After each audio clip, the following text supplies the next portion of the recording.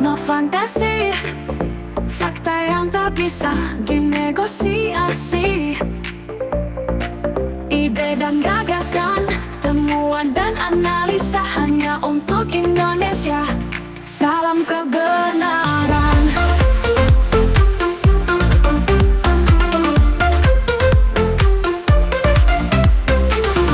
Bismillahirrahmanirrahim. Assalamualaikum warahmatullahi wabarakatuh. Sahabat Dr. Tifa dimanapun Anda berada.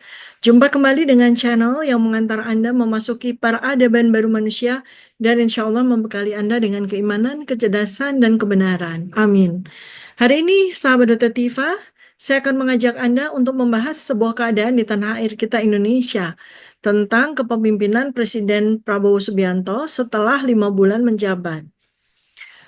Banyak pengamat berpendapat, kok Presiden Prabowo selama 5 bulan memimpin pemerintahannya terkesan seperti lemdak ya dalam memimpin pemerintahannya gitu ya. Lemdak itu artinya bebek lumpuh gitu. Nah, kita coba analisis apakah pendapat ini benar ya. Kalau benar pendapat ini, Presiden Prabowo mengalami situasi lemdak dalam pemerintahannya, itu berarti ia kehilangan efektivitas dalam mengambil keputusan atau menjalankan kebijakan, baik karena faktor internal maupun eksternal. Nah, ada beberapa alasan yang bisa menyebabkan Prabowo berada dalam posisi lemdak. Kesan bahwa Presiden Prabowo bisa menjadi lemdak, yaitu pemimpin yang lemah dan tidak efektif gitu ya, mengambil keputusan tuh nggak efektif gitu. Cukup masuk akal sih jika melihat dinamika kekuasaan saat ini. Ada beberapa faktor yang mendukung kemungkinan ini. Yang pertama, Presiden Prabowo terjebak dalam bayang-bayang Jokowi. Presiden Prabowo kan naik kursi kepresidenan dengan dukungan penuh, dukungan besar dari Jokowi dan mesin politiknya. Ini membuatnya harus mengakomodasi kepentingan Jokowi dan para kroninya, termasuk para oligarki yang selama ini bernaung di bawah Jokowi. Jika Presiden Prabowo tidak segera menunjukkan kepemimpinan yang kuat dan independen, ia bisa terjebak menjadi presiden boneka yang hanya melanjutkan agenda lama tanpa adanya inisiatif baru. Yang kedua, Presiden Prabowo tidak memiliki kekuatan politik yang solid.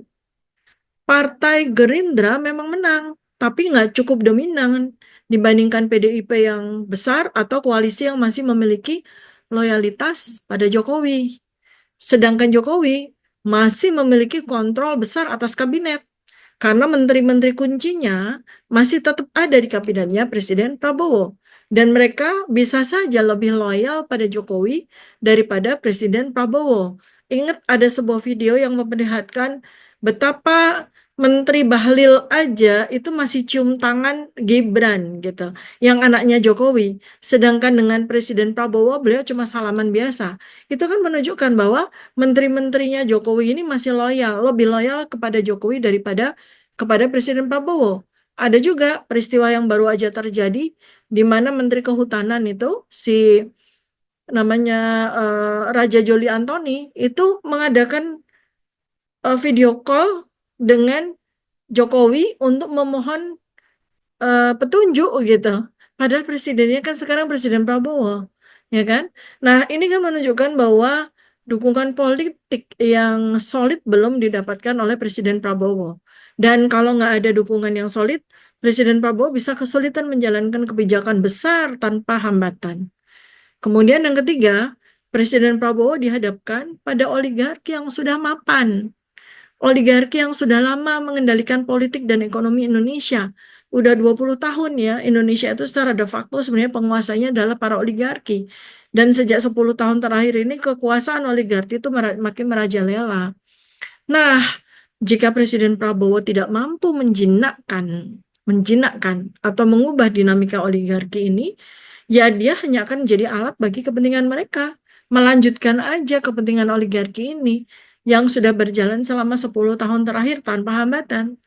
Kemudian yang keempat, Presiden Prabowo memiliki beban program ambisius tanpa rencana jelas. Kita harus bicara belak-belakan di sini. Program seperti makan bergizi gratis itu kebijakan yang populis memang. Terkesan populis ya.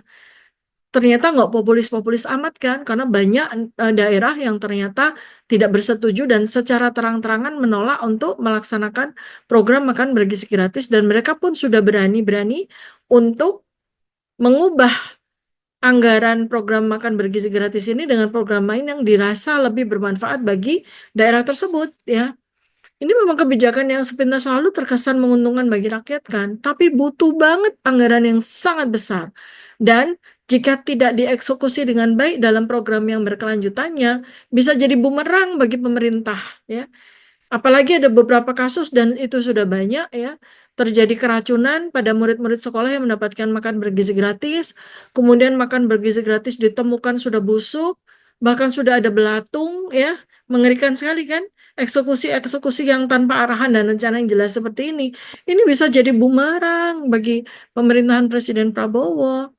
Dan jika Presiden Prabowo ternyata tidak mampu membiayai program-program ambisiusnya tanpa memberikan beban tambahan dari APBN yang udah sangat besar ini, atau dapat dari utang, maka beliau bisa dianggap sebagai pemimpin yang nggak efektif, ya, terjebak dalam program ambisiusnya sendiri, dan malah akhirnya jadi menelikung kepemimpinannya sendiri.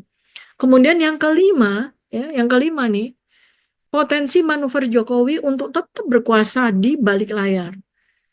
5 bulan ini sudah kelihatan kan, Prabowo ternyata ditelikung oleh manuver Jokowi yang di balik layar, nggak di balik layar juga, karena Jokowi kan masih tetap kesana kemari dan mendapat spotlight kan, dengan pencitraan, dengan video-video dan sebagainya.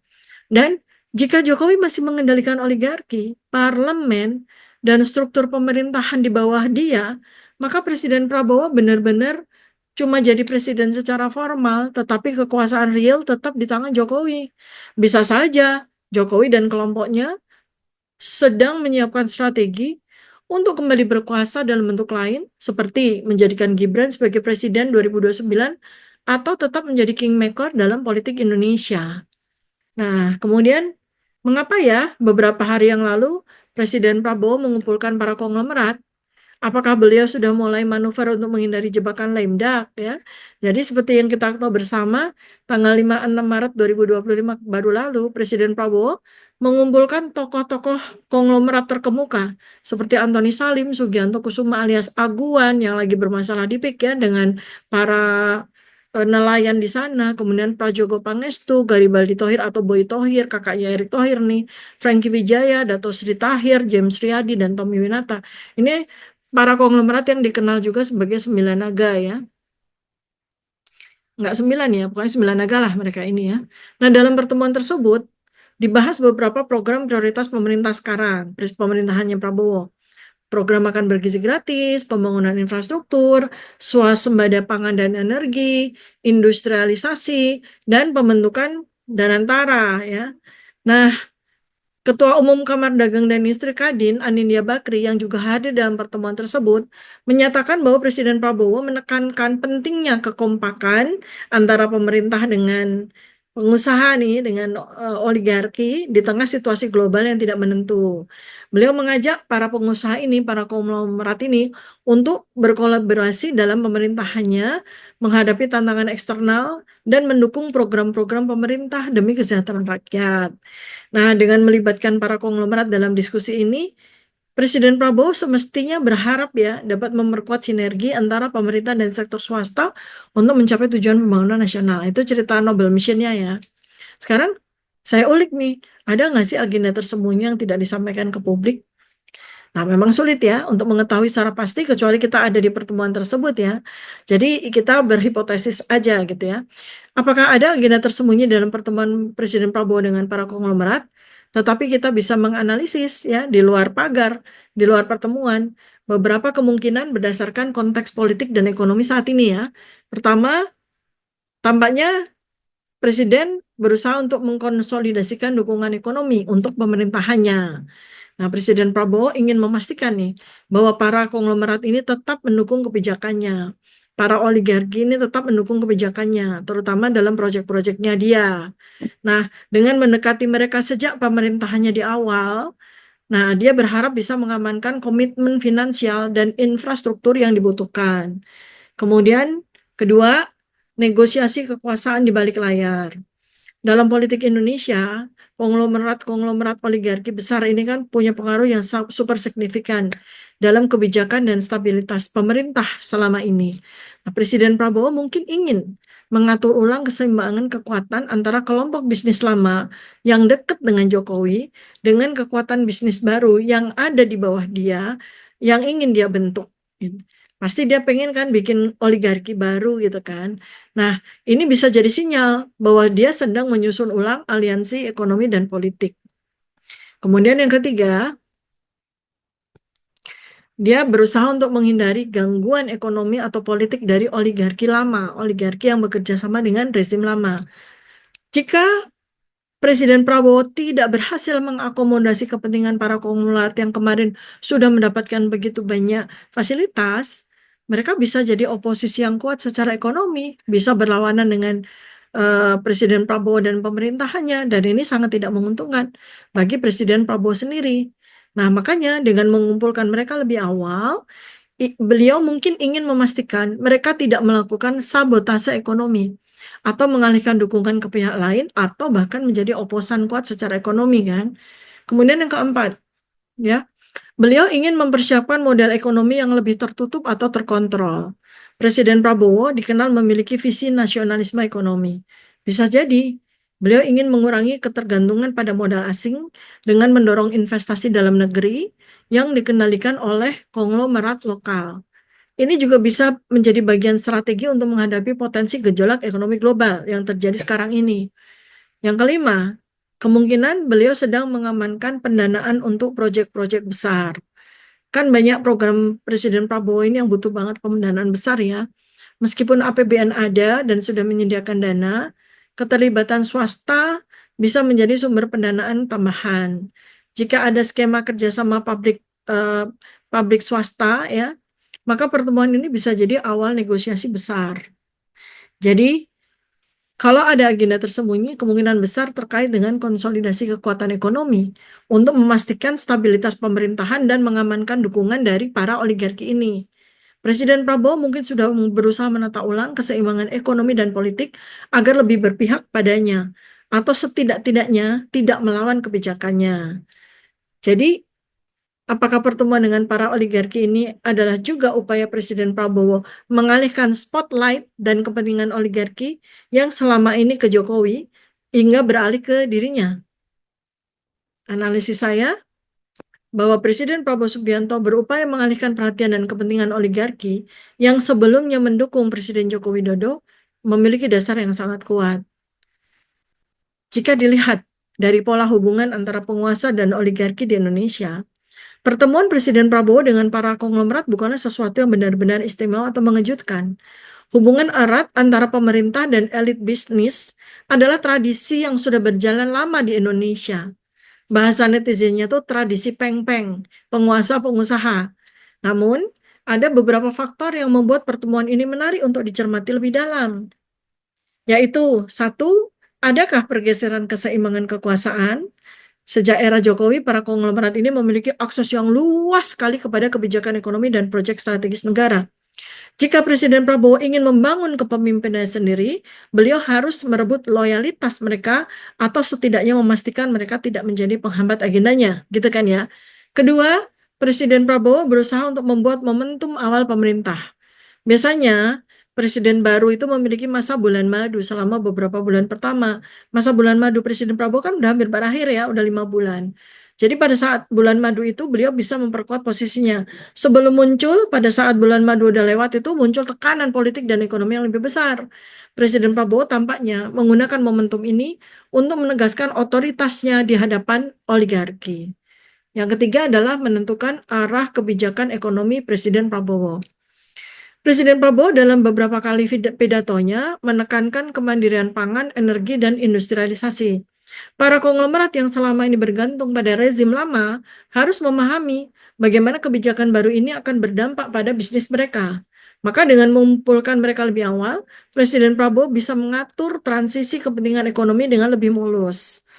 Yang berikutnya lagi adalah beliau ini sedang mengelola potensi perlawanan dari oligarki lama. Jika Presiden Prabowo gagal mengakomodasi kepentingan mereka, ada risiko bahwa mereka akan melobi kekuatan politik lain untuk menekan kebijakan Presiden Prabowo atau bahkan merancang strategi untuk melemahkan pemerintahnya dari dalam. Jadi, pertemuan dengan para oligarki itu bukan istimewa, tapi penting. Secara umum ya, pertemuan antara presiden dan para konglomerat ini kan biasa, jadi bukan hal yang istimewa. Namun, dalam konteks transisi dari Jokowi ke Prabowo, pertemuan ini memiliki makna strategis karena bisa menjadi penanda pergeseran aliansi ekonomi dan politik di Indonesia. Jadi bukan pertemuannya yang luar biasa, melainkan dampak dan tujuannya yang perlu diperhatikan. Ya, itu tadi kembali bahwa secara de facto 20 tahun terakhir ini oligarki lah yang menguasai Indonesia. Oligarki menjadi kekuatan dominan dalam politik ekonomi Indonesia saat ini sejak reformasi 1998, di mana demokrasi Indonesia berkembang. Tapi pada saat yang sama, oligarki juga semakin mengakar. Mereka memiliki kendali besar atas sumber daya ekonomi, kebijakan publik, bahkan kepada pemilu. Saya berikan penjelasan kepada Anda, bagaimana sih oligarki menguasai Indonesia? Yang pertama, mereka mengontrol ekonomi dan sumber daya. Oligarki menguasai sektor strategis seperti tambang, energi, properti, perbankan, dan media. Mereka berperan dalam pembuatan kebijakan melalui lobi-lobi bisnis dan hubungan dengan pejabat negara. Kapital mereka memungkinkan mereka mendikte arah pembangunan nasional sesuai kepentingan mereka. Berikutnya lagi adalah pengaruh mereka dalam politik. Banyak pengusaha besar, oligarki besar, konglomerat besar memiliki partai politik atau mendanai kandidat tertentu agar kepentingan bisnis mereka tetap terjaga. Politik di Indonesia kan memang cenderung transaksional kan. Bantuan finansial dalam kampanye akan berujung pada kebijakan yang menguntungkan para oligark, gitu kan ya. Berikutnya lagi adalah pemanfaatan birokrasi dan regulasi. Oligarki selama ini memanfaatkan hubungan dengan pejabat negara untuk mendapatkan proyek-proyek pemerintah dan konsesi bisnis. Dan peraturan yang dibuat oleh pemerintah seringkali dibuat untuk melindungi bisnis mereka, bahkan dengan mengorbankan kepentingan publik. Berikutnya lagi, penguasaan media dan opini publik. Beberapa oligark memiliki jaringan media besar, TV, koran, online, sehingga mereka dapat mengontrol narasi-narasi politik dan ekonomi. Isu-isu yang berpotensi merugikan oligarki seringkali dikaburkan atau disajikan dengan sudut pandang yang menguntungkan para oligarki ini, karena mereka yang punya media. Kemudian, mereka bisa menciptakan jebakan ekonomi untuk rakyat. Rakyat dibuat bergantung pada sistem yang mereka kontrol, misalnya lewat kebijakan pangan, tenaga kerja murah, hingga utang konsumtif. Dengan membiarkan kepentingan ekonomi tetap ada, mereka bisa mempertahankan dominasi karena rakyat sulit bangkit secara mandiri. Saat ini ada pertanyaan besar. Apakah Presiden Prabowo akan menantang oligarki atau justru bermain dalam sistem mereka? Jika Presiden Prabowo ingin membangun sistem yang lebih independen dari oligarki, maka beliau harus menciptakan sumber daya ekonomi baru yang tidak tergantung pada mereka. Jika tidak, maka kemungkinan besar pemerintahnya akan tetap berada dalam kendali oligarki, sama aja dengan yang terjadi di era Jokowi. Jadi simpulannya nih, Presiden Prabowo lemdak atau strong leader nih. Jika Presiden Prabowo tidak segera mengambil kendali penuh atas pemerintahannya, memperjelas arah kebijakan dan menata ulang kekuatan politiknya, maka dia berisiko menjadi lemdak presiden yang hanya menjalankan agenda orang lain. Namun, jika dia mampu membangun kekuatannya sendiri, merombak struktur yang ada, dan membuat keputusan strategis yang berani, beliau masih bisa menjadi pemimpin yang kuat dan berpengaruh dalam 5 tahun ke depan. Nah, pertanyaannya, apakah Presiden Prabowo punya keberanian dan strategi untuk keluar dari bayang-bayang Jokowi dan oligarki? Saat ini, selama 5 bulan ini, kok tanda-tanda bahwa Presiden Prabowo akan keluar dari bayang-bayang Jokowi dan oligarki belum jelas ya. Bahkan malah dalam pidato terakhir, hidup Jokowi kan. Jadi ini ada beberapa alasan mengapa beliau mungkin mengalami kesulitan membangun kekuatan independennya. Karena ya itu tadi, frankly, struktur kekuasaan masih dikendalikan Jokowi kan. Banyak yang masih loyal sama Jokowi. Jokowi juga masih mengendalikan parlemen. Dan kalau Presiden Prabowo mencoba mengambil jalur yang berbeda, beliau bisa saja dapat perlawanan dari dalam sistem. Kemudian berikutnya lagi, oligarki masih menentukan arah ekonomi. Jadi, konglomerat yang selama ini dekat dengan Jokowi itu masih menguasai sektor-sektor strategis. Presiden Prabowo bisa saja mencoba mendekati mereka, tapi kemungkinan besar beliau hanya akan menyesuaikan diri dengan kepentingan mereka daripada benar-benar mengubah dinamika kekuasaan. Karena kan kelihatan ya belum ada manuver politik yang menunjukkan kemandirian kan, masih kelihatan sekali dependensinya kepada Jokowi ya. Nggak ada indikasi bahwa beliau akan melakukan reshuffle besar ya. Kemarin kita kecewa karena reshuffle-nya ternyata cuma satu orang dan itu pun juga alasannya bukan karena dia adalah rezim Jokowi ya, tapi ternyata karena Prabowo tuh nggak suka kalau ada demo-demo seperti itu gitu ya. Jadilah satu menteri di reshuffle. Padahal kita berharap sedikitnya ada 5 menteri dari era rezim yang dahulu yang di reshuffle ya, ternyata enggak. Terus ya memang Presiden Prabowo ini nggak punya kekuatan alternatif yang kuat kan selain partai politiknya sendiri. Makanya beliau ini lebih sangat tergantung pada elit-elit politik dan militer untuk mendukung beliau. Nah, kalau nggak ada dukungan yang kuat dari rakyat atau kelompok baru di luar oligarki, sulit bagi Presiden Prabowo untuk benar-benar mandiri dan mengambil keputusan.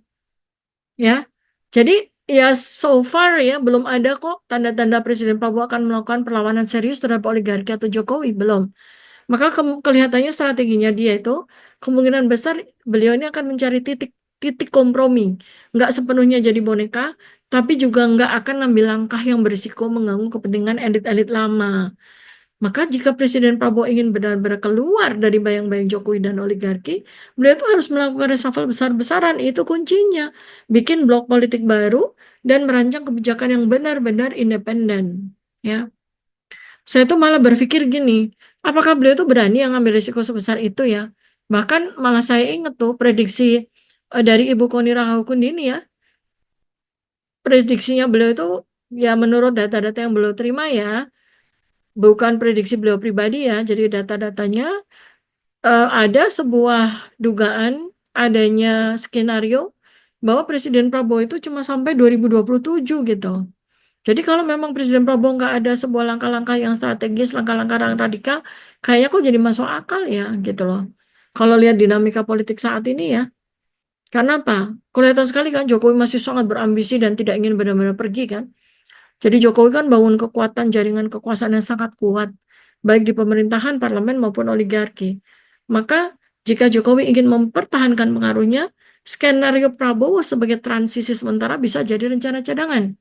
Dan ada kemungkinan setelah 2-3 tahun, Jokowi dan kelompoknya akan mendorong Gibran atau mungkin figur lain nggak tahu untuk menggantikan Prabowo. Dan oligarki itu bisa aja membuang Presiden Prabowo jika tidak sesuai ekspektasi ya.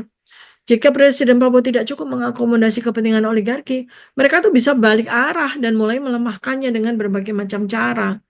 Oligarki dapat menggunakan media, dapat menggunakan parlemen, dapat menggunakan tekanan ekonomi untuk menciptakan krisis yang membuat Presiden Prabowo tampak gagal memimpin. Maka jika hal ini terjadi, mereka bisa mendorong wacana pemakzulan atau pergantian kekuasaan lebih awal. Dan kondisi ekonomi ini bisa juga menjadi senjata politik ya. Jika ekonomi Indonesia memburuk dalam 2-3 tahun pertama pemerintah Prabowo, maka lawan-lawan politiknya bisa memanfaatkan situasi ini untuk menjatuhkannya. Ya, misalnya program makan bergizi gratis bisa jadi bumerang jika tidak dikelola dengan baik dan membebani APBN. Kemudian kegagalan dalam ekonomi bisa menjadi alasan untuk mendorong pergantian presiden sebelum 2029. Nah, terus ada lagi manuver-manuver politik di parlemen ya, di DPR ya, yang bisa bikin Presiden Prabowo tidak berdaya. Karena parlemen dikuasai oleh partai-partai yang lebih loyal kepada Jokowi dan PDIP. Jadi mereka bisa menghambat kebijakan Presiden Prabowo. Maka jika Presiden Prabowo tidak menjalankan agenda politiknya, ia bisa dianggap sebagai pemimpin yang lemah dan tekanan untuk mundur bisa muncul. Skema darurat ada nggak atau amandemen konstitusi? Ya pastinya ada kalau kemungkinan manuver politik bisa terjadi melalui amandemen konstitusi atau skema darurat yang memungkinkan pergantian kekuasaan lebih cepat dan itu sudah diatur dalam undang-undang. Maka jika ada kondisi politik dan keamanan yang tidak stabil, bisa muncul wacana untuk mengganti kepemimpinan selama 2029. Sudah ada 2 kasus kan, Presiden eh, Abdurrahman Wahid atau Gus Dur dan Presiden Habibie kan gitu.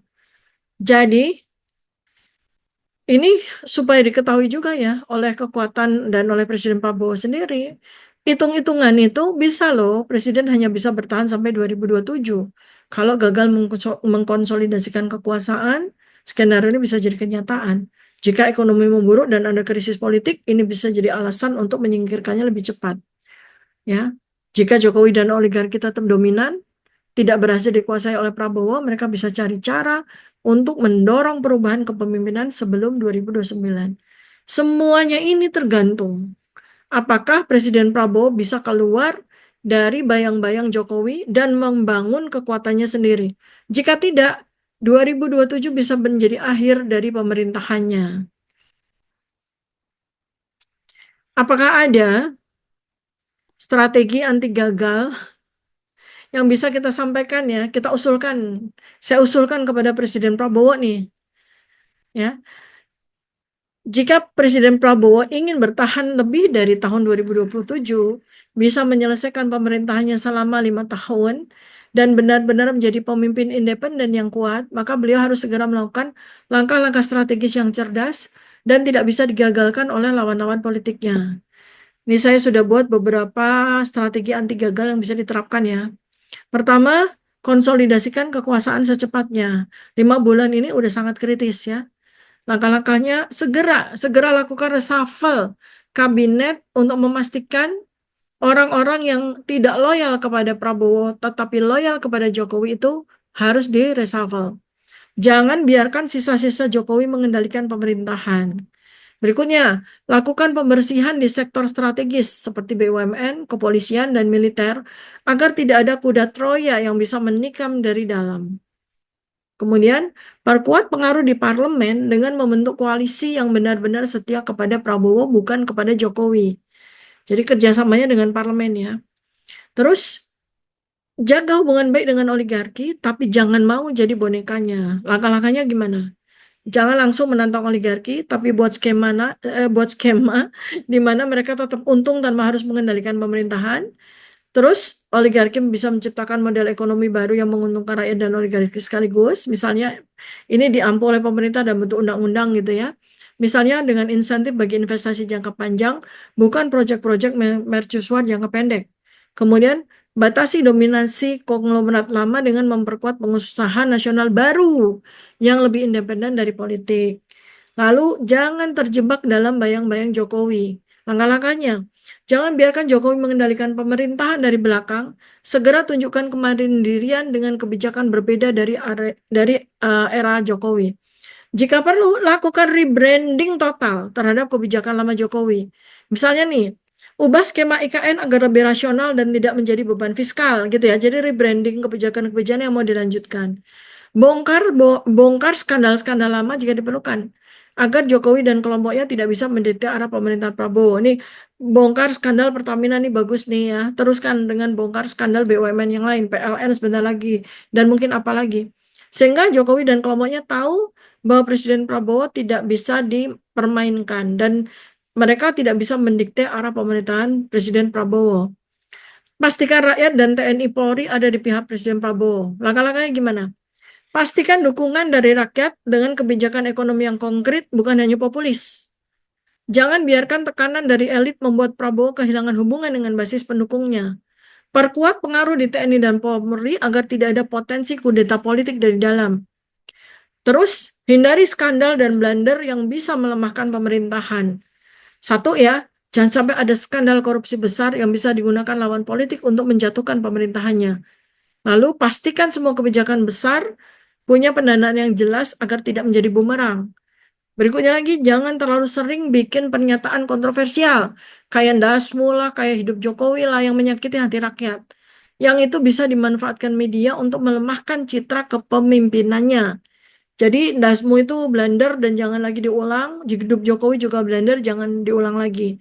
Kesimpulannya, strategi anti gagal ini bisa membuat Presiden Prabowo bertahan hingga 2029, bahkan lebih lama. Kalau mau, maju lagi di 2029 misalnya.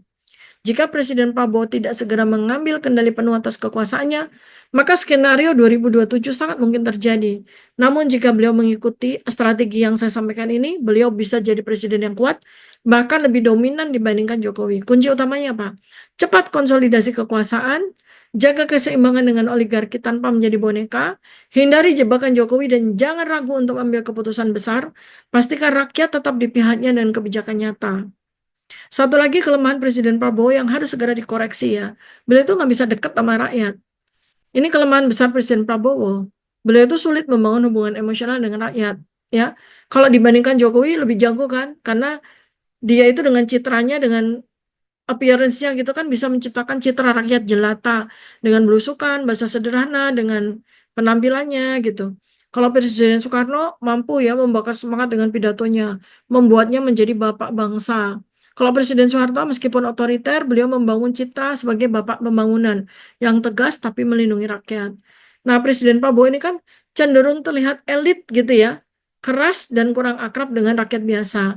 Maka Presiden Prabowo harus membuat strategi untuk bisa dekat dengan rakyat dan tidak jadi elit menara gading.